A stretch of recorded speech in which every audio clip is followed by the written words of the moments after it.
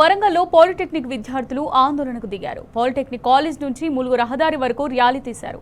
All India democratic students organisation ఆధ్వర్యంలో ఈ rally కొనసాగింది.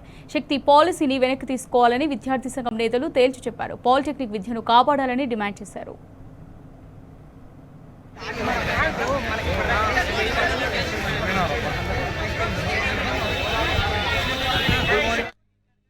మిత్రులారా, ఈరోజు తెలంగాణ రాష్ట్ర వ్యాప్తంగా ఉన్నటువంటి పాలిటెక్నిక్ విద్యను సర్వనాశనం చేసే విధంగా తెలంగాణ రాష్ట్ర ప్రభుత్వము శక్తి పాలసీ తీసుకురావడం జరిగింది.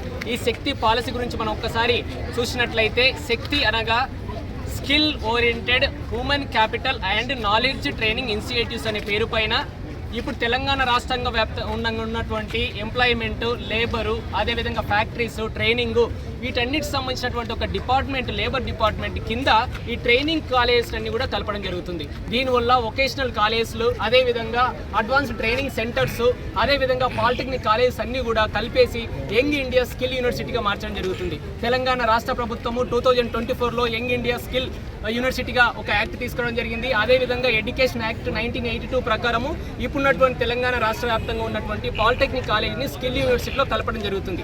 దీనివల్ల ముఖ్యంగా పాలిటెక్నిక్ విద్యార్థులు జరగబోయే నష్టం ఏమనగా, ఇప్పుడు వొకేషనల్ కోర్సెస్ మనం గమనించినట్లయితే ఎంఎల్టీ కానీ, ఎంపీహెచ్డబ్ల్యూ కానీ, ఈ కోర్సెస్ అన్ని కూడా వాళ్ళు job oriented courses. ITI courses, plumber కానీ, ఫిట్టర్ కానీ, మెకానిక్స్ కానీ, వాళ్ళు కూడా జాబ్ ఓరియంటెడ్ కోర్సు. బట్ ఈ పాలిటెక్నిక్ చదువుతున్నటువంటి విద్యార్థులు సివిల్ ఇంజనీర్గా, మెకానికల్ ఇంజనీర్గా, ఎలక్ట్రికల్ ఇంజనీర్గా, వీళ్ళందరూ కూడా ఒక ఇంజనీర్గా భవిష్యత్తులో దేశానికి సేవ చేసేటటువంటి వాళ్ళు. కానీ అట్లాంటి ప్రైవేట్ కార్పొరేట్ల కోసము పబ్లిక్ ప్రైవేట్ పార్ట్నర్షిప్ కింద ఇప్పుడు స్కిల్ యూనివర్సిటీ పేరు పైన తెలంగాణ రాష్ట్ర ప్రభుత్వం రేవంత్ రెడ్డి గారు వాళ్ళంతా కూడా ఇప్పుడున్నటువంటి పాలిటెక్నిక్ ఎడ్యుకేషన్ సర్వనాశనం చేసే విధంగా ఈ శక్తి పాలసీ తీసుకురావడం జరిగింది.